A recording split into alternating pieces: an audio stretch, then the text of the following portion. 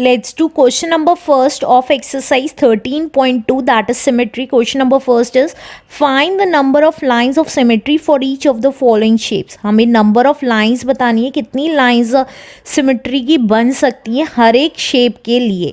तो सबसे पहले हम अपनी figure बड़ी कर लेते हैं थोड़ा सा.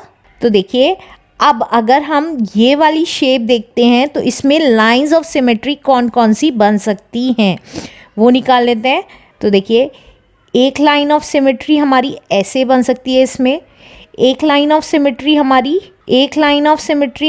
ऐसे बन सकती है, राइट.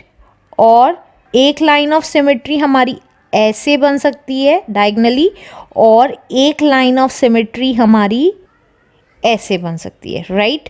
तो कितनी लाइंस ऑफ सिमेट्री हो गई हमारी? 4 लाइंस ऑफ सिमेट्री हो गई हमारी, 1 2 3 एंड 4. तो इसमें हमारी 4 लाइंस ऑफ सिमेट्री बन सकती हैं. तो 4 लाइंस ऑफ सिमेट्री बन सकती है फर्स्ट पार्ट में.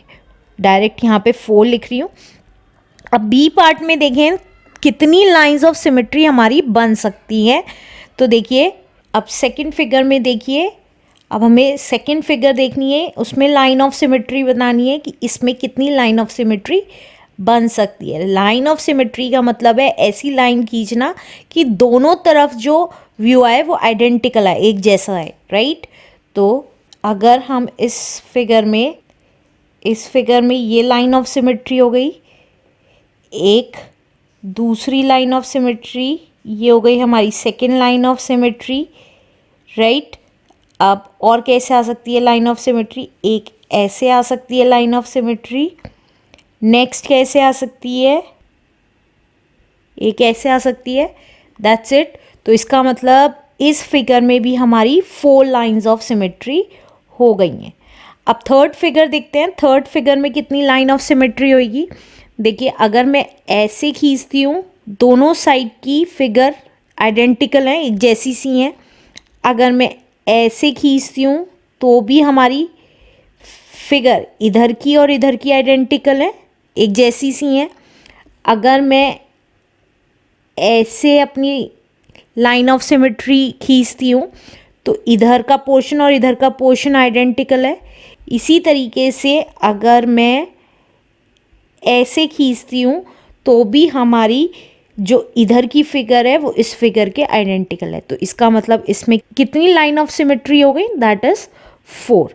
अब नेक्स्ट फिगर डी फिगर में देखते हैं कितनी लाइन ऑफ सिमेट्री बन सकती हैं.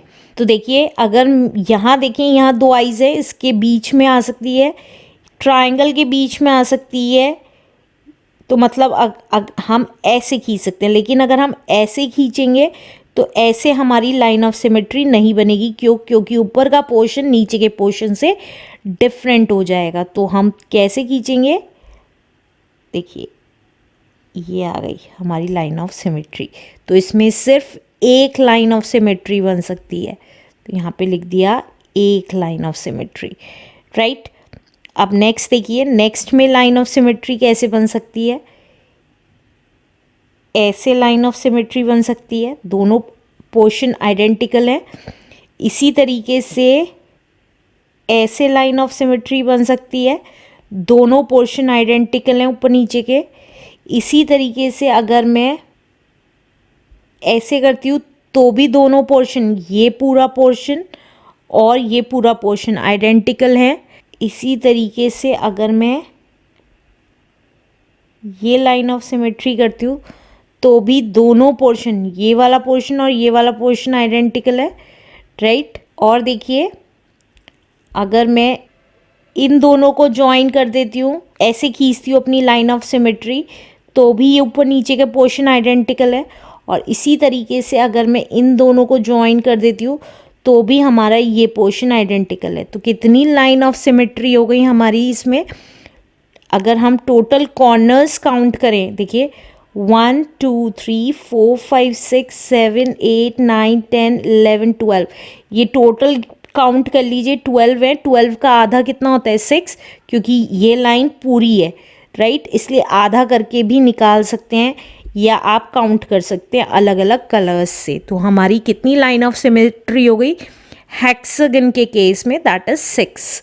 अब नेक्स्ट फिगर आती है हमारी ये वाली, इसमें हमें लाइन ऑफ सिमेट्री निकालनी है कि कितनी होंगी। तो देखिए अगर मैं ऐसे लाइन ऑफ सिमेट्री खींचती हूँ तो एक लाइन ऑफ सिमेट्री हो जाएगी। क्यों? क्योंकि ऊपर का पोर्शन नीचे के पोर्शन से आइडेंटिकल है। इसी तरीके से अगर मैं ऐसे लाइन ऑफ सिमेट्री खींचती हूँ तो इधर का पोर्शन इस पोर्शन से आइडेंटिकल है, सेम है। इसी तरीके से अगर मैं ऐसे खींचती हूँ तो ये देखिए ये पोर्शन हमारा इसके आइडेंटिकल है। और इसी तरीके से अगर मैं ऐसे खींचती हूँ अपनी लाइन ऑफ सिमेट्री तो हमारा ये पोर्शन इस पोर्शन के आइडेंटिकल है। That's it. और नहीं खींची जा सकती, तो इसका मतलब हमारी 4 लाइन ऑफ सिमेट्री हैं इस फिगर में।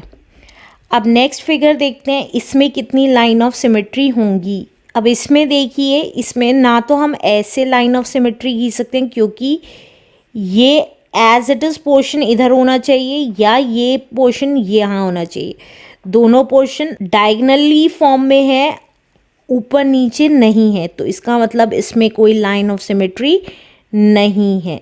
तो इसको हटा देते हैं, इसका मतलब इसमें लाइन ऑफ सिमेट्री नहीं है। अब नेक्स्ट देखते हैं क्या इसमें लाइन ऑफ सिमेट्री है कि नहीं है। तो देखिए ना तो ऐसे आ सकती है लाइन ऑफ सिमेट्री, ना ही ऐसे आ सकती है लाइन ऑफ सिमेट्री, तो इसका मतलब इसमें भी लाइन ऑफ सिमेट्री नहीं है। इन दोनों के आंसर 0 हैं। 0 लाइन ऑफ सिमेट्री, इसमें भी 0 लाइन ऑफ सिमेट्री है। अब नेक्स्ट देखते हैं फ्लावर में कितनी लाइन ऑफ सिमेट्री हैं। तो देखिए अगर हम ऐसे ड्रॉ करते हैं तो देखिए आइडेंटिकल आ रही है। ये हाफ इधर है तो हाफ इधर है, ये 2 फुल हैं तो आइडेंटिकल आ रही है फिगर।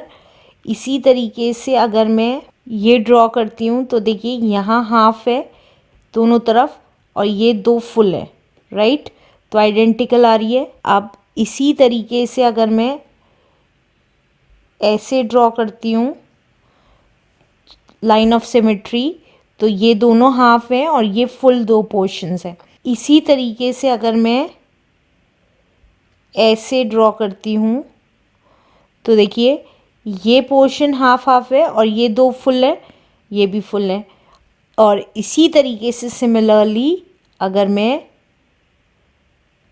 ऐसे लाइन ऑफ सिमेट्री बनाती हूँ तो हमारे यहाँ पे हाफ हाफ हैं और ये दोनों फुल है, राइट।